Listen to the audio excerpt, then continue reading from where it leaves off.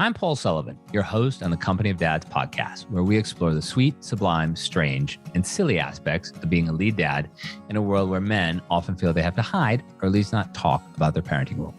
I know this from firsthand experience as a lead dad to my 3 girls, 3 dogs, 3 cats, and somewhat remarkably, 3 fish who are still alive.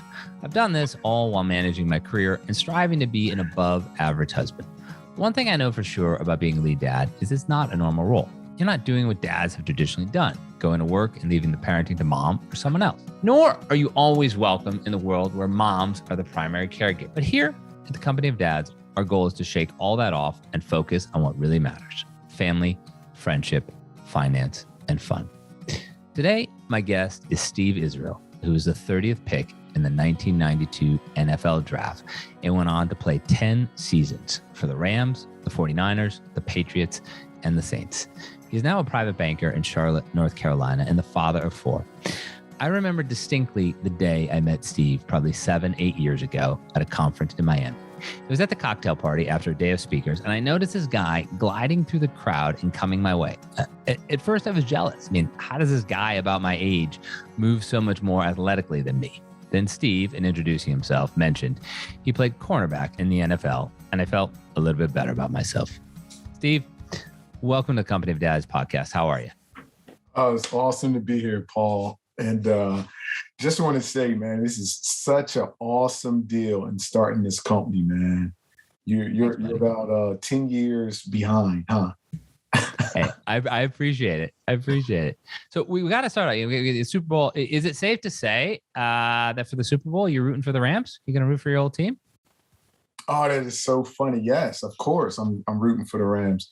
But that's not the number one reason that I'm rooting for the Rams, because I used to play for them. And, it's the team that drafted me. I'm rooting for the Rams because they have a University of Pittsburgh Panther football player that's their captain. His name is Aaron Donald. And you always root for the guys that went to your school. Yeah, it's your alma mater. What position does he play? Defensive line. Okay. He happens to be the best defensive lineman in the NFL the past, 5 years. He's a stud. You'll see who he is Super Bowl Sunday.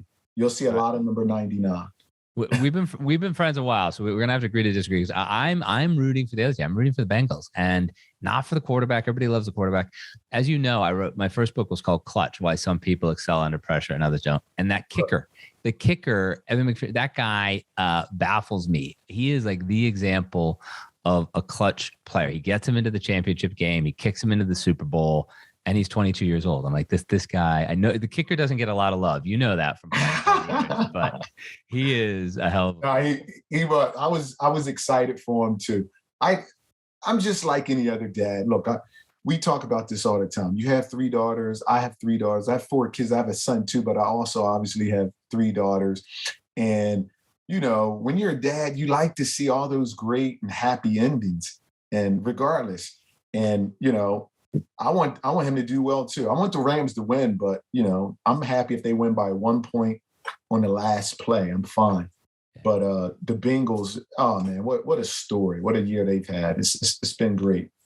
Now, just so you know, because we're friends, I'm not going to put you on the spot and ask you who you were rooting for in that game last week in between the Rams and the 49ers, because you played for both of those teams. So I know you don't even have to answer that question. I don't want to know. It's just going to get you in trouble with your old teammates. No, it's not. No, it's not. I can tell you. I'm fine with being put on the spot. You got to remember, I used to play cornerback. We have to be ready at all times. A cornerback is programmed even after you retire. Your mindset is you always have to be ready. They could go in motion. They can go no huddle. Life brings motions. Life brings no huddle. You got to always be ready to adjust and always be ready on point. And at the end of the day, Rams versus Niners, I got a lot of calls from different friends. Hey, you played for both of them. Who do you want to win? The Rams. Really? Why? Because I'm no longer a player and I'm a fan. And I think the Rams versus the Bengals would be a better game than the Niners versus the Bengals. Well, why is that? Because Jimmy G doesn't get it done throwing the ball down the field on a consistent basis. he's liable to throw an interception here or there. He's proved that. Yeah. And so that's the only reason I wanted to. Plus, like I said earlier, Pitt, University of Pittsburgh, I love it. Rams. I love it. All right, so you got 4 kids, and we were just talking before. 2 are fully launched, as we say. 1 is coming out of college. The baby bringing up the rear, going to go to college next year. So, but that meant you were a dad when you were in the NFL. What was that like? What was fatherhood? How, what team were you playing with when you first became a father? And talk about that experience as a father and a professional football player. Yeah. It first of all, it was awesome. 100% unbelievable. Let me set the foundation for you, then you'll understand what I mean. I'm from a family of 5. My parents had 5 kids, and I'm in the dead middle. I have an older brother, an older sister, then it's myself, then I had 2 younger brothers. And since I was a kid, like 5 years old in kindergarten, always looking up to my older siblings and going on to family vacations and sitting in the back seat in between my big brother and big sister. And I would always look at them, and I would look at my parents, and, the sun is shining. And I'm like, man, I want to be like my dad. I'm going to marry a cute, pretty woman, and I'm going to have a family. I knew as young as kindergarten and first grade and second grade that I wanted a family. I never forgot that. And so then when it came time for me to, have a family, I knew that I wanted my first kid to be a girl, and it was. And then I wanted my second kid to be a little boy, and it wasn't. And I'm happy it wasn't, because the little girl I got, oh my goodness, she is cute just like her big sister. And it was just, man, unbelievable. And you have such a sweet nickname for her. This is Butter, right? Your second. Yeah. That's a sweet nickname. Yeah. My oldest daughter's nickname was Pumpkin, which got cut to Pump Pump. And probably in the 5th grade, she's like, look, Dad, I don't want to go by Pump Pump anymore. My name is Avery. I want you, can you call me Avery? And I said, yeah, Avery, I can call you Avery. And then Avery got cut to A. And then when she got to high school, I don't want to go by A. My name's not A. My name's Avery. Then that's when it truly started to go, Avery. But Ashley, that's Butter. Ashley never had a problem with being called Butter. I still call her Butter, and she has no problem with it. It's so good, Steve. My oldest daughter, her name is Virginia. She's in the 6th grade now.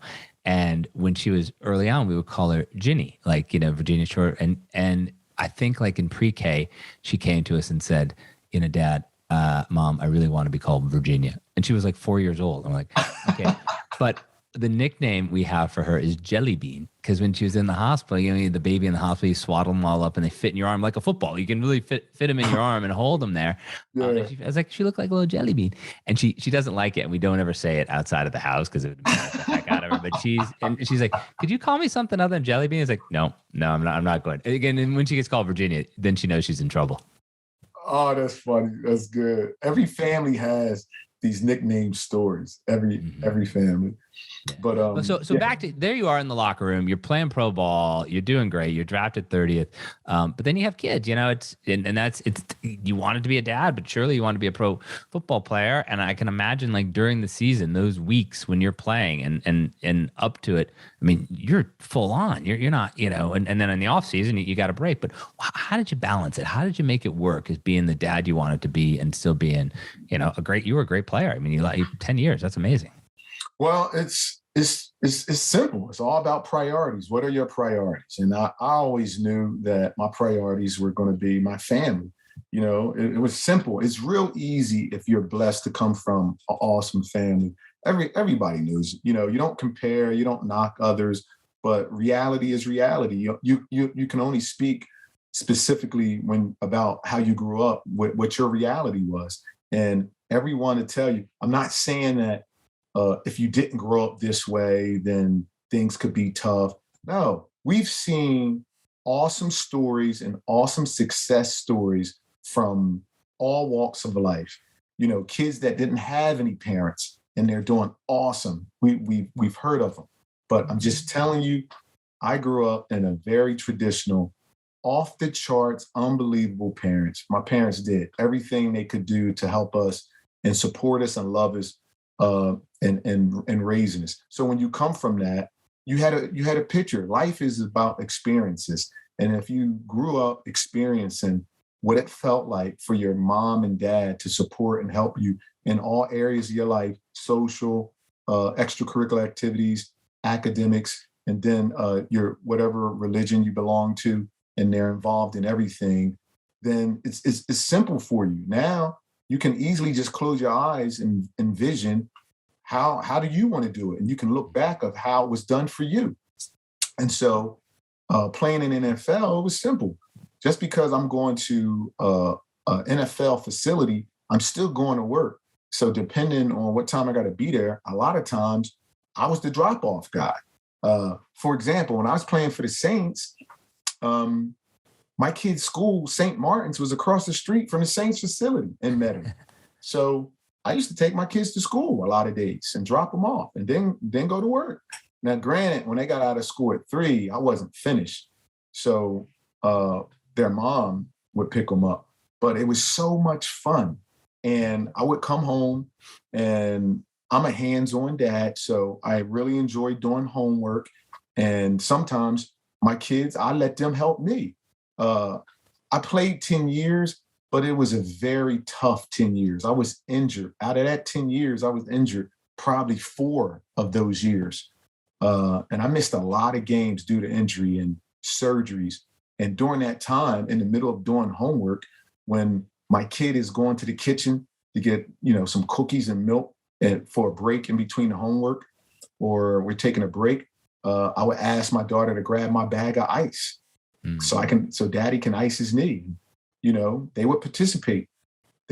Sometimes they would hold the ice in place so I could wrap it with my, A-strap. But that gave them a real sense of what it was like. It wasn't just the glamour of being an NFL player. It was the reality of being an NFL player. And, just as some people, you go to an office and you have a bad day, you come home, how do your kids understand that? Your office was the football field and you got injured. And it really, I would think it would probably help them think about, as they grew up, like remembering those stories of, well, geez, it wasn't that easy. It wasn't like dad just went out and played. And work is hard. Like, work is hard, even if your work happens to be, glamorous, and every Sunday, people are watching you play. I tell you one thing I'm really thankful for, and I was blessed to be able to do, and that was, regardless of what happened at work, when I got in my car and went home and got out of my car to walk in my house, that stayed at work or it stayed in my car. I never brought work into my house. And so that made things a lot easier. You telling me that when things went wrong at home, you didn't have a huddle? You didn't bring them all into the huddle and give them a pep talk? No. I'm talking about like the things that, like, when you had a bad practice or you're upset because you get the results back from your MRI and you realize that your cartilage is torn and it's not going to be just miss 3 days of practice. You're going to miss 3 weeks. You're going to miss 3 games. Right. And so that could be extremely upsetting. So instead of, coming home and, dad's quiet, why? I was blessed to do a good job of really isolating things. Work is work. Marriage is marriage. Being a dad is being a dad. Because, sometimes, your wife can be upset with you. Then that could upset you. Then you can't take that to your kids. Like, Oh, daddy, you don't look like you're happy. What's wrong? Well, mommy's mad at me. Really? Should we go beat mommy up? Yeah, I think let's do that. That's horrible. But that's great. That's a good lesson in being able to compartmentalize, like put things in their different boxes. And I get it. Yeah. And you know what? Football helped it. Football has done so much for my life. It's unbelievable. I'm so truly blessed to have played. And I'm not talking about monetarily. Then that too, obviously, it's good to have a job making 6 figures leaving college. Normally, when it takes a couple years, depending on what field you're in. It's pretty much the only thing you could leave college at 22 and make 6 figures is being an entrepreneur, even if you're an attorney or in the financial sector. All that stuff takes time. A doctor, you can't be a doctor at 22 and make six figures. You got to go to med school. There's not a lot of things you could do leaving college at 22 to make six figures. So yeah, the money, that's cool. But more important than that is the life lessons and what football teaches you, the mental piece of it between your ears. Because one thing people fail to realize a lot, there's a ton of guys that can run and that's fast and physical. Those aren't the best players. The best players are the guys that can run and fast and physical, but they were able to retain and absorb a ton of knowledge in between their ears and be able to display it, regardless of what's going on, good times, average times, or bad times, and be able to make adjustments. And it's those things and how the business of the NFL is ran from the entire league down to individual franchises. And you're able, if you really take a look at that and study it and pay attention, you can learn a wealth of knowledge. And for 10 years, I did, and I incorporated every day in pretty much everything I do with my family, everything. That's a good segue, because I said at the top that, there's sort of, I call it the 4 F's that I cover that I really focus on the company of dads, and that's family, friendship, finance, and fun. And I'd like you to sort of delve into that third F, the finance, because everybody talks about NFL player blows his money, that becomes a story. But there's so many great NFL players who don't do that, who get some good advice and they save their money and they're okay. But I'd love to know from you, because you did this transition. Like, if people didn't know you were an NFL player, you've had a great career as a private banker, and you've had a career where you've been able to help an awful lot of people and give them financial advice. So when you think about, some of those lessons that you learned as a player, as you said, making six figures right out of college, but some of those financial lessons you learned as a player, how have you, taken those lessons with you? And then how have you used some of those lessons to help the clients that you've had as a private banker? Oh, it's a great question. Well, number one, it all started when I was younger and learning how to save. I realized very quickly, with having a paper out back when I was 12 years old, when it was time to go anywhere or do things that you wanted to do when you're 13 or 14, I never had to ask my parents. I always had. Now, don't get me wrong now. You're not going anywhere that's going to cost more. Back then the movies didn't cost $10 for a ticket. The movies cost what, $3, $2.50 to get in the movies. The point I'm making is, I was making $20 a week as a paper boy. If you save just 15% of it, 50% of it, which I was some weeks I was saving all $20, you can very quickly have, $100 just in 5 weeks, easy, right? And so I learned at a young age, man, if you save money, it's you have more leverage when it comes to things. And so I also realized when leather sneaks came out, and I wanted a certain pair of leather sneaks, and my mom says, "Oh no, sugar, they're so expensive. What about, let's wait till you get a little older." I said, "Hey, whoa. Well, if they cost $80, Mom, and you want to buy me those for 40, I got 40. So why don't you, let's just go half and then I can get them." And she's oh yeah, okay. So I had leverage. I realized at a young age, if you have money, you have leverage, which also turns into power. So growing up, I was told, from going to the bank, depositing some weeks $10, some weeks $13, the manager at the bank said, "Hey, you would be a great banker when you grow up. You should think about being an awesome banker." And I said, okay. And Paul, at the time, I didn't know anything about wealth planning or being a banker. The only thing I knew was 2 things. One, you could be a bank teller, or number 2, the lady that I would talk to all the time, she was the manager, or you can be the bank manager. Those are the only 2 positions I knew about. So to fast forward, when I got to college, I knew I was going to major in econ. I did, graduate with an econ degree, and knew that I wanted to do an internship at places like, brokerage firm. And at that time, the only brokerage firm that I had heard of was Merrill Lynch. And so I started reading about that type of stuff. And so now that I'm in the NFL started an internship program for players during the off season. And that's what I did. I started just, participating in an internship program. So like instead of hanging out for whatever, 4 or 5 months, whatever the off season is, 6 months, you would go right in, you take a little break, and then you go right into sort of some sort of internship with the idea that at a certain point, you can't play in the NFL forever. Even Tom Brady just proved that. We thought he would go on forever, but even he had to. He's different. He's a different guy. He's different. But so that's great. So you were already thinking like, okay, I've got to focus this number of months a year on my professional football career that pays me well and is going to hopefully, set me up later on. But I'm going to not waste that other time and not waste this internship program for the NFL. And that's how you got started on the route of becoming a financial advisor in a private bank. So we're talking about being a dad, and when the off season comes, your kids are still in school. So now obviously I can spend more time with my kids.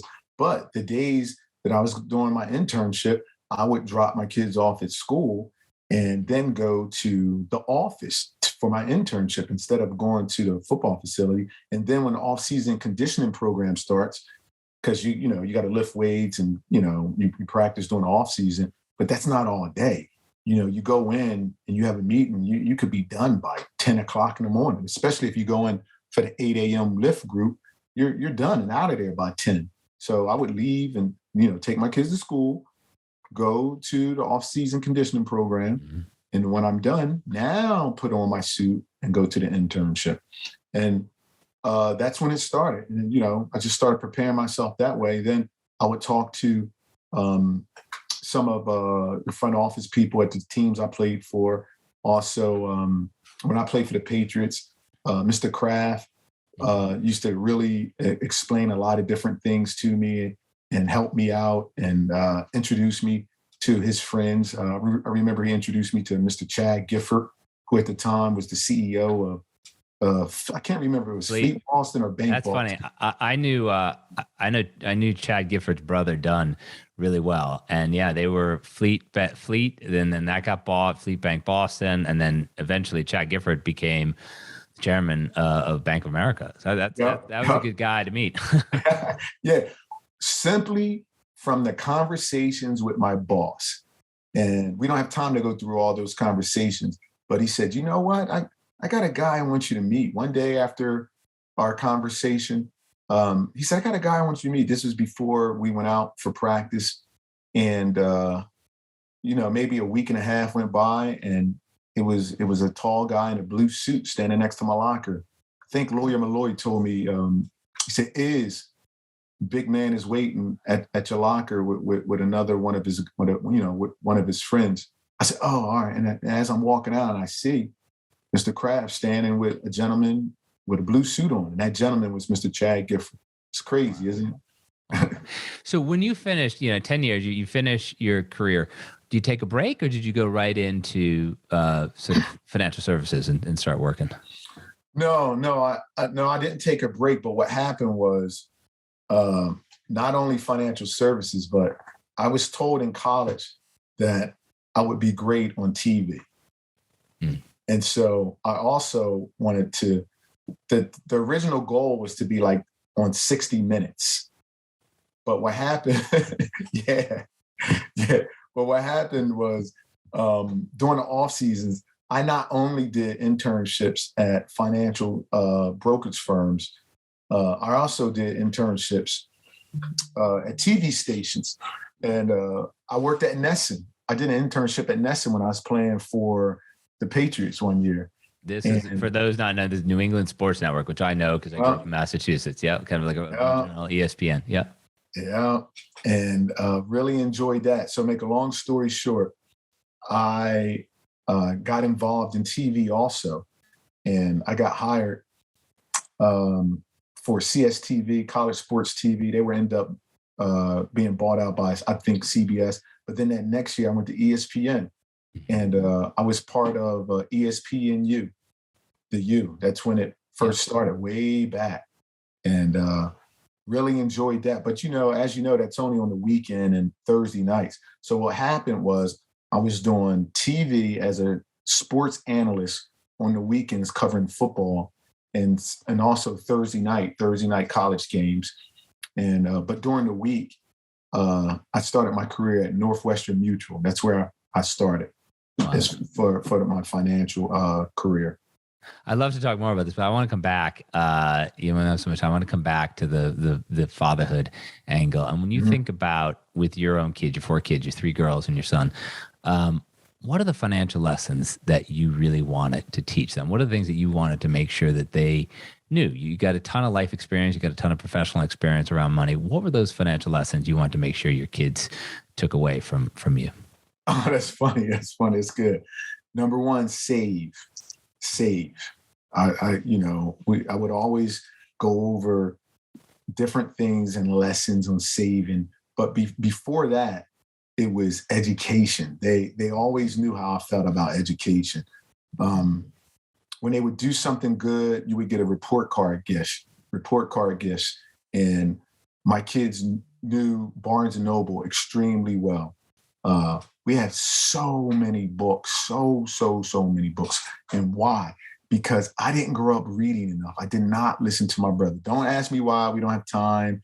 But that's the biggest mistake I made as a kid growing up. I listened to everything else he said, but when he told me, hey, he would bring me books. You should read this. You should read that. I never did. Never. And I'm going to stop there. And so I'm like, I am not making that mistake with my kids. And so, yes, we spent time at Toys R Us and things like that, but that was never the first stop. The first stop was always Barnes & Noble. You pick out a book and, so it's reading and education. And the reason I brought that up is parents and dads that's really into this, then they'll know. They have these workbooks that you can buy. And during the summers, my kids, yes, I let them be regular kids and participate in all the fun regular things. But also, there's a lot of time in the summer. My kids always had 2 books that they knew they had to do a page in their math book and a page in their reading comprehension book.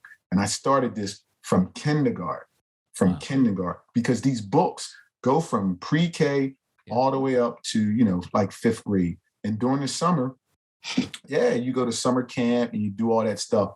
But at some point, and we had a schedule, at some point during the day, we always figured out what 30 minutes or hour are you going to dedicate to your math page and your reading comprehension. Why those 2 things? I just learned at an early age, if you can do math and you can read and comprehend and read and retention and understand what you read, that takes care of all the other subjects. You'll be okay.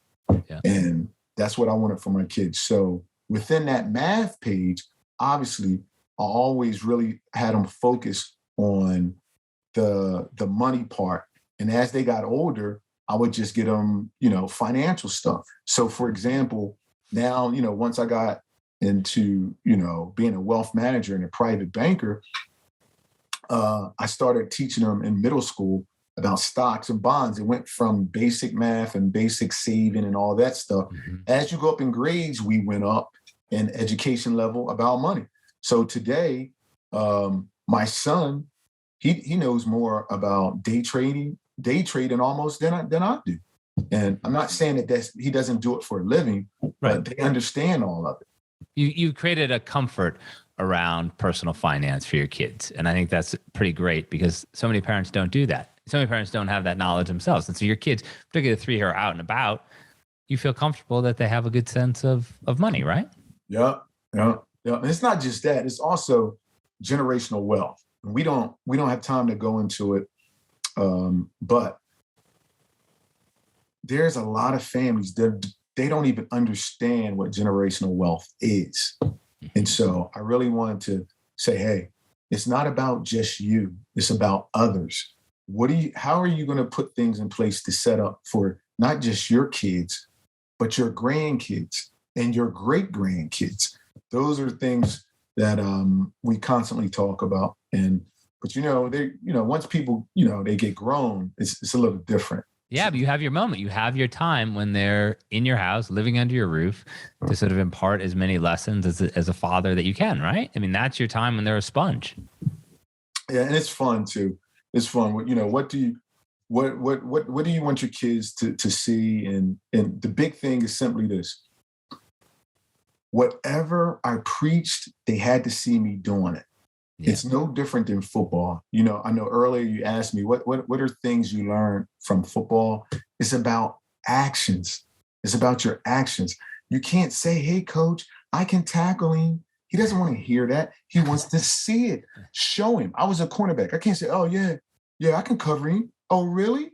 Show us. Right. And if you show that you can cover the guy, then you're going to be on the team and you're going to be on the field. So, and if the guy blows past you, then you can talk all you want.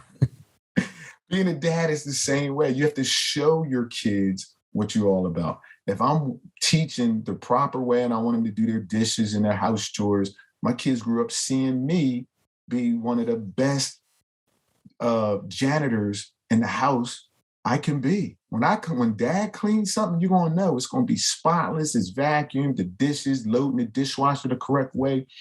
Whatever you're teaching and you want your kids to know, you have to be excellent at it. That's great. That's a great point to end.